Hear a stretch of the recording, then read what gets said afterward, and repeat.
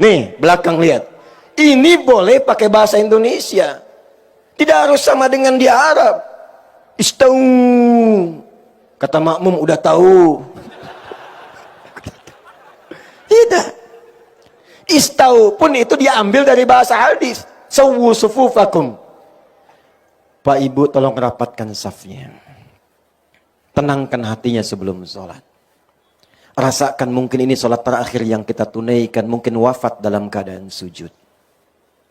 Enak mana? Yang pertama, yang kedua.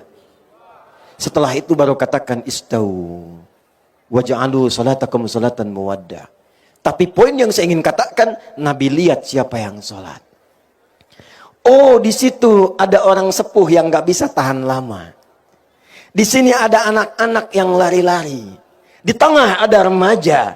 Karena tahu karakternya, maka dibacakan oleh beliau surat sesuai dengan keadaan makmumnya.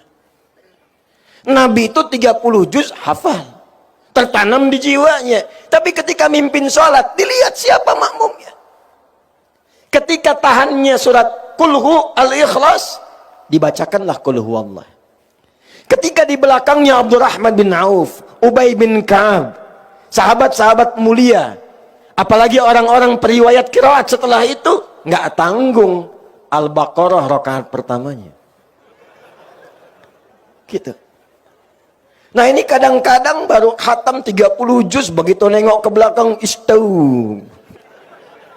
Langsung ngadap kiblat nggak tanggung. Ghairil maghdubi alaihim waladdallin. Amin. Yasin. Jamaah udah begini aja tuh. Yang paling nyebelin habis itu Allahu Akbar. Tidak begitu. Maaf saya tanya. Kenal Mu'adz bin Jabal?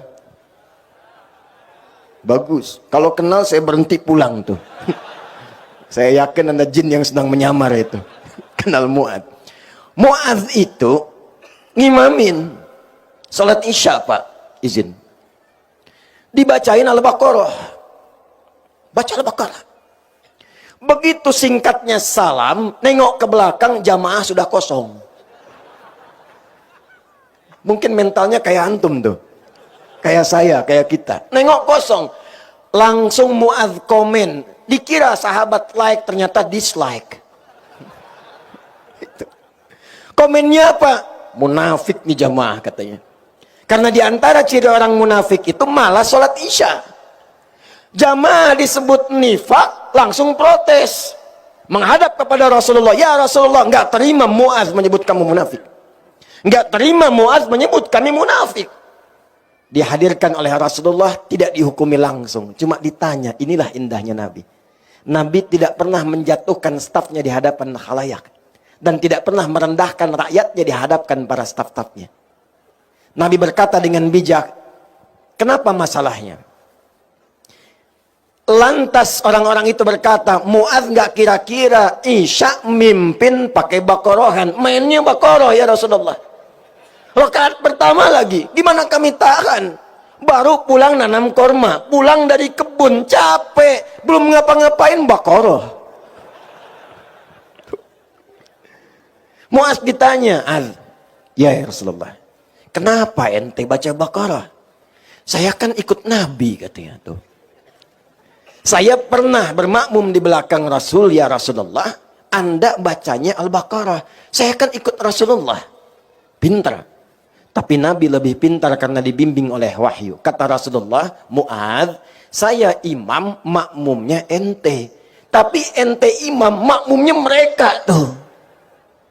Maka dari situlah kemudian Nabi memberikan keluangan. Setelah peristiwa itu, ada sahabat yang kalau baca ngimamin sholat itu mainnya kulhu semua. Betul. Betul, itu ada sanadnya. Pernah kalau taraweh rakaat keduanya kulhu Allah terus? Itu ada sanadnya, kasusnya begitu. Ada yang main kulhu, karena ketika melihat jamaahnya, wajahnya ikhlas. Diadukan oleh sahabat, ya Rasulullah, ini orang bacanya kulhu terus. Ditanya oleh Nabi, kenapa engkau baca itu? Karena saya mencintai Allah dan sifat-sifatnya ya Rasulullah.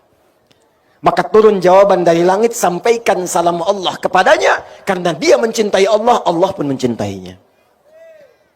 Dibawalah praktek ini ke dalam kepemimpinan, ke instansi, ke dalam institusi.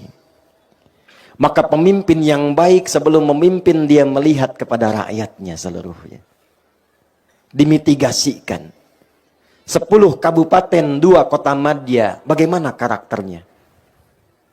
Bagaimana keadaannya? Tentu tidak akan sama. Yang ini mungkin butuh perbaikan jalan. Yang ini butuh lapar sembako. Yang di sana butuh beasiswa. Ketika paham tentang rakyatnya, maka mudah mengkonsep, merencanakan semua program-program untuk kemaslahatan rakyatnya. Itulah sebabnya kenapa Umar, ayo tepuk tangan dulu. Kasih. Itulah sebabnya kenapa Umar yang sangat jenius membaca hikmah pertama ini dan menerapkan teori yang dikenal sekarang dengan ilmu belusukan. Umar. Dan Umar dulu nggak bawa kamera.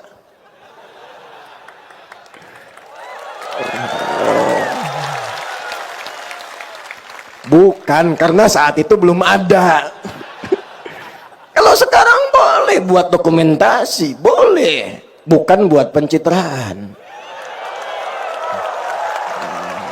Kenapa rame begini? Nih, Umar. Umar. Umar. Umar. Jangan lihat sini, Umar. Jalan malam-malam. Begitu lewat satu tempat di Gubuk, seorang ibu sedang mengaduh membuat syair. Ternyata ibu itu sedang fakir, punya beberapa anak, nangis lapar. Dapurnya tidak mengebul, yang ada cuma batu. Maka pura-pura masak batu dengan pasir digoreng-goreng.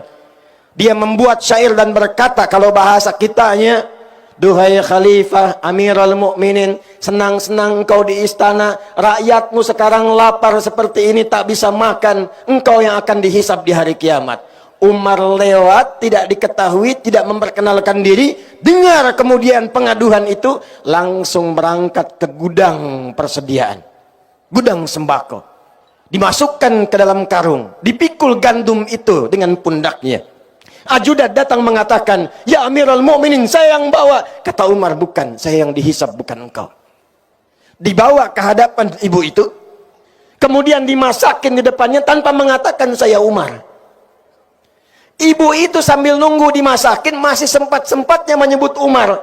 Dasar khalifah, santai-santai di istana, orang lain yang masakin kami, katanya. Disuapi oleh Umar. Selesai itu semua, pulang tanpa mengatakan sayalah Amirul Mukminin.